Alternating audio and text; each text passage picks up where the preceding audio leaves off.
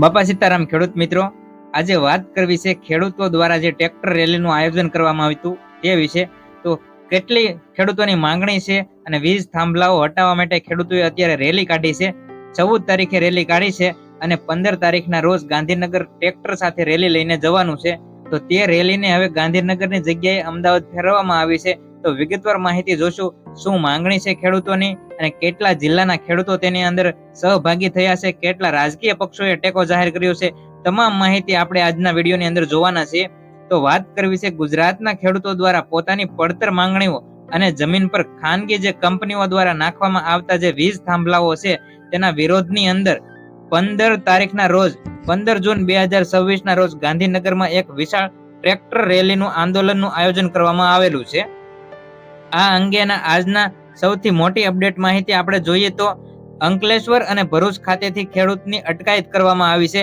સુરતથી આલપોડ એટલે કે સુરતનું જે આલપોડ છે ત્યાંથી 15 જૂનની જે રેલી માટે ટ્રેક્ટરો આજે રવાના થઈ ગયા હતા, ગાંધીનગર જવા માટે રવાના થયા હતા. જ્યારે દક્ષિણ ગુજરાતની વાત કરવામાં આવે તો દક્ષિણ ગુજરાતના ખેડૂતોને કાફલાને અંકલેશ્વર પોલીસે રોકી દીધો છે. અંકલેશ્વર હાઈવે નજીક પોલીસે અટકાવી દીધો છે. ગુજરાતના ખેડૂત સમાજ અને ખેડૂત સંઘર્ષ સમિતિના મુખ્ય આગેવાનો સહિત 10 થી વધુ ટ્રેક્ટરોની પોલીસે ડિટેન એટલે કે અટકાયત કરી દીધા છે, જેને કારણે ખેડૂતોમાં ભારે રોષ જોવા મળ્યો હતો. અને ત્યારબાદ આગળ વાત કરવામાં આવે તો પોલીસ નજરકેદ કે નાકાબંધી કરે તો પહેલા જ મોરબી, ટંકારા અને બનાસકાંઠા સહિતના જે વિસ્તારો છે ત્યાંથી 60 થી વધુ ટ્રેક્ટરોનો કાફલો એક સાથે રવાના થઈ ગયો છે.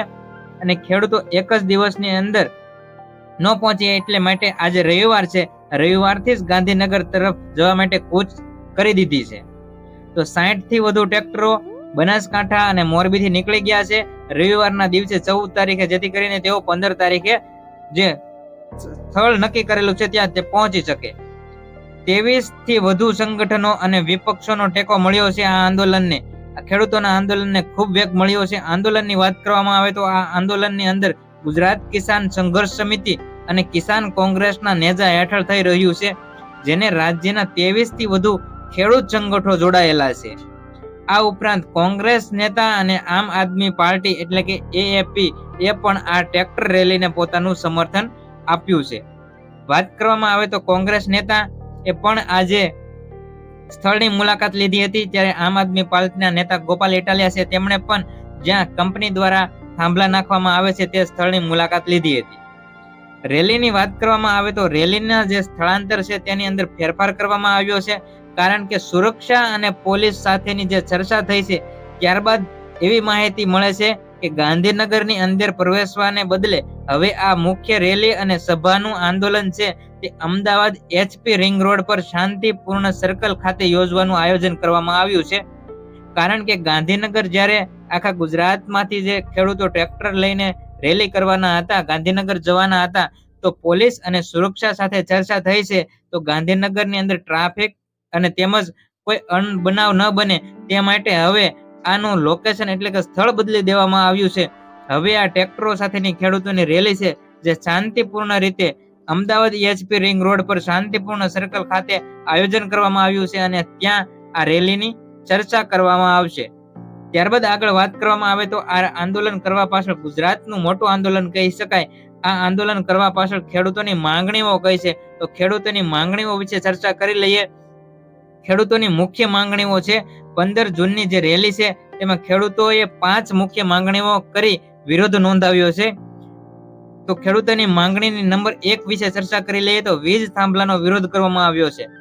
ખાનગી વીજ કંપનીઓ જેમ કે અદાણી ટ્રાન્સમિશન દ્વારા ખેડૂતોની મજૂરી વગર ખેતરોમાં જે ઊભા કરાતા હાઈ વોલ્ટેજના થાંભલા છે તેનું કામ છે તાત્કાલિક ધોરણે બંધ કરાવવું. આ ખેડૂતોની માંગણી છે. અને બીજી માંગણી એવી કરવામાં આવી છે કે યોગ્ય વળતર અથવા તો મફત વીજળી આપો. જો ખેતરની અંદર ટ્રાન્સમિશન ટાવર ઊભો કરાય તો ખેડૂતોને દર મહિને 50,000 ભાડું આપવામાં આવે અથવા ખેતી માટેની વીજળી તદ્દન મફત કરાવવામાં આવે. અને ખેડૂતો દ્વારા ત્રીજી માંગ કરવામાં આવી છે કે પોલીસ પ્રોટેક્શનનો દુરુપયોગ બંધ કરો. કંપનીઓ પોલીસના જોરે ખેડૂતોના આખા ખેતર બંધ કરાવી દે છે અને અત્યાચાર પણ કરે છે.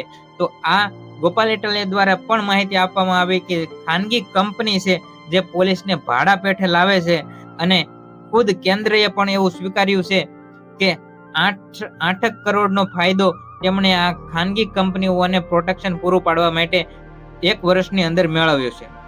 ત્યારબાદ આગળ વાત કરીએ તો બીજી ખેડૂતોની એવી માંગણી છે કે પાકના પોષણક્ષમ ભાવ આપો, પાકના પોષણક્ષમ ભાવ, પાક નુકસાનનું વળતર અને દેવા માફી અંગે પણ રજૂઆત કરવામાં આવી છે.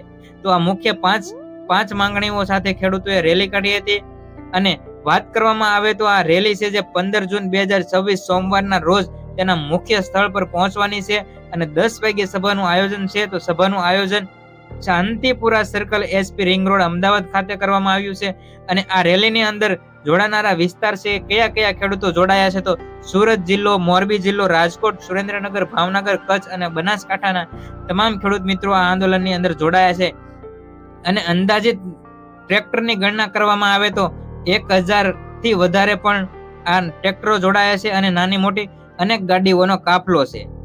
તો ત્યારબાદ વાત કરવામાં આવે તો આ આંદોલનને લઈ હાલ મોરબીના જે જેતપર અને ભરૂચના અંકલેશ્વર હાઈવે પર ચુસ્ત પોલીસ બંદોબસ્ત ગોઠવી દેવામાં આવ્યો હતો. આવા મહત્વના ખેડૂત સમાચાર તેમજ સરકારી યોજના વિશેની માહિતી અને ખેડૂત સહાય યોજના વિશેની માહિતી સૌપ્રથમ મેળવવા માટે ગુજ્જુ માસ્ટર ન્યૂઝ ચેનલને સબસ્ક્રાઇબ કરો અને વાત કરવામાં આવે ખેડૂત આંદોલન વિશે તો જે પણ નિર્ણય લેવામાં આવશે જે મહાસભાની અંદર તે તમામ માહિતી અમે એકત્ર કરી જરૂરથી અમે આ ન્યૂઝ ચેનલના માધ્યમથી રજૂ કરશું, જેથી કરીને આ ચેનલને તમે સબસ્ક્રાઇબ કરી અને બેલ આઇકનને પ્રેસ કરી દેજો, જેથી કરીને નવા વિડીયોની અપડેટ માહિતી સૌપ્રથમ તમારા સુધી પહોંચતી રહે.